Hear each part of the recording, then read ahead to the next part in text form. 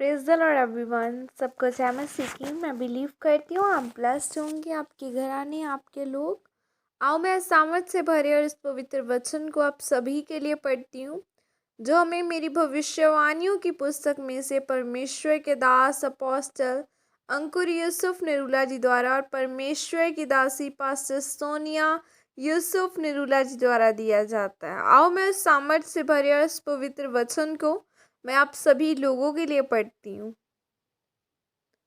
आप वायदे के वारिस हो, जैसे कि पवित्र बाइबल लूका 10 की 30 आयत में लिखा है।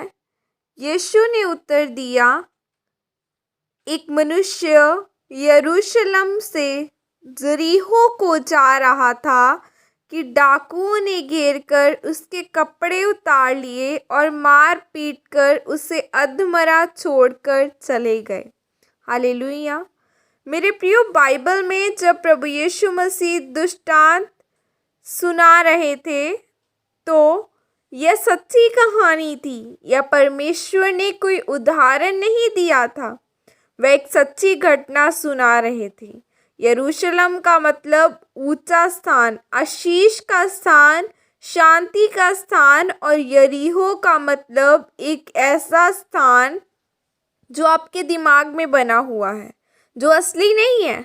जब भी एक व्यक्ति परमेश्वर के स्थान को छोड़कर उस स्थान का पीछा करेगा जो स्थान शैतान ने उसके दिमाग में पैदा किया है, तो वह हमेशा उस व्यक्ति के दिमाग पर अटैक होगा, क्योंकि बाइबल कहती है कि वह व्यक्ति जैसे ही यरूशलेम से यरीहो की ओर जा रहा था तो उस व्यक्ति पर अटैक हुआ। यरूशलेम एक ऊंची जगह है और यरीहो एक नीची जगह है। मेरे प्रियो, जब भी एक विश्वासी अपनी ऊंचे वाले विश्वासी जिंदगी को छोड़कर नीचे जाना शुरू होगा, तब उस विश्वासी पर शैतान का अटैक होता है। इसीलिए परमेश्वर ने कहा, जो बाड़ा तोड़ेगा उसे सब पर डसेगा। सबोपदेशक 10 की 8। आप यह बात याद रखें कि आपकी ज़िंदगी आपकी जिम्मेदारी है, परमेश्वर की नहीं। जब परमेश्वर आपको उधार देता है तो वो आपको ताकत भी देता है परमेश्वर में चलने की, पाप को मना करने की और शैतान को डांटने की, जयवंत जीवन जीने की। पर उस ताकत का इस्तेमाल आपको करना है। आपको एक अलमारी दे दी गई है और उस अलमारी के बाहर खाने हैं। उस अलमारी के 12 खाने हैं और आपको 12 की चाबियां भी दे दी गई हैं। एक में चंगियाई है, एक में आशीष है, एक में छुटकारा है, एक में पैसे हैं, एक में परिवार है।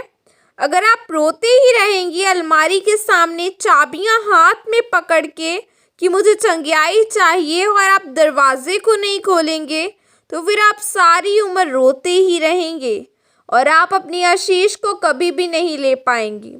आपको याद रखना है, आपकी ज़िंदगी में अगर आपकी 2 घंटे की प्रार्थना है तो अगले 6 महीने में आपका प्रार्थना वाला जीवन 2.5 घंटे का हो जाना चाहिए।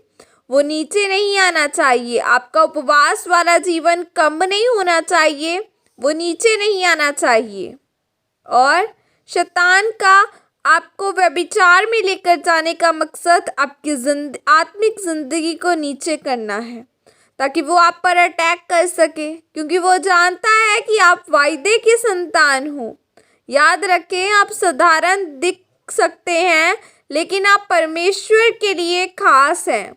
आपके साथ परमेश्वर का वायदा जुड़ा है।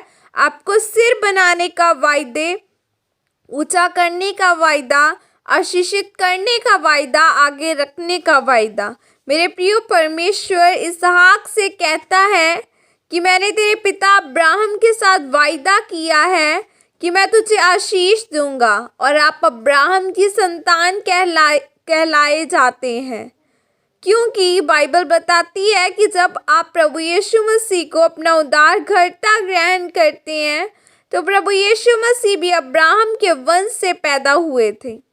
अब शरीर में माता पिता के मिलाप से पैदा हुए तो थे, लेकिन जिस दिन आपने बपतिस्मा लिया उस दिन आप आत्मा में पैदा हो गए। अब आप वायदे की संतान हैं। आपके साथ परमेश्वर का एक वायदा जुड़ा है, आपको महान बनाने का, आपको आगे लेकर जाने का। दुश्मन आपकी ज़िंदगी में कभी भी अटैक नहीं कर पाएगा जब तक आप पवित्रताई में और परमेश्वर के मार्गों में चलना जारी रखेंगे। इसीलिए मेरे प्रियो, आप अपने गलत कामों को छोड़कर परमेश्वर के पास आएं ताकि परमेश्वर आपके जीवन में अब्राहम की तरह अपने वायदों को पूरा कर सके और आपको अब्राहम की तरह ही ऊंचा कर सके। आमीन, आमीन। और यह घोषणा आपके पास्टर सोनिया यूसुफ निरूडा जी के द्वारा आपके लिए की गई है। सर्वशक्तिमान परमेश्वर के नाम में मैं घोषणा करती हूँ कि जो भी इन वचनों को पढ़े उनकी जिंदगियों से हर पाप की ताकत इनको छोड़ के जाए और तेरे वायदे इनके जीवनों में पूरे हों। प्रभु यीशु मसीह के सामर्थ्य नाम में मांगती हूँ, आमीन, आमीन। हालेलुया। खुदावन करूँ सचमुच आज आपको छुए और ब्लेस करे और ये वचन आपकी ज़िंदगी में पूरा किया जाए, ये बोया जाए। बाइबल में लिखा है ना तो बल से ना शक्ति से, केवल उसकी आत्मा के द्वारा। सो आप परमेश्वर की आत्मा के द्वारा बल को ले, ब्लेसिंग्स को ले और खुदा में चलने की सामर्थ को ले। God bless you all. Praise the Lord. जय मसीह की।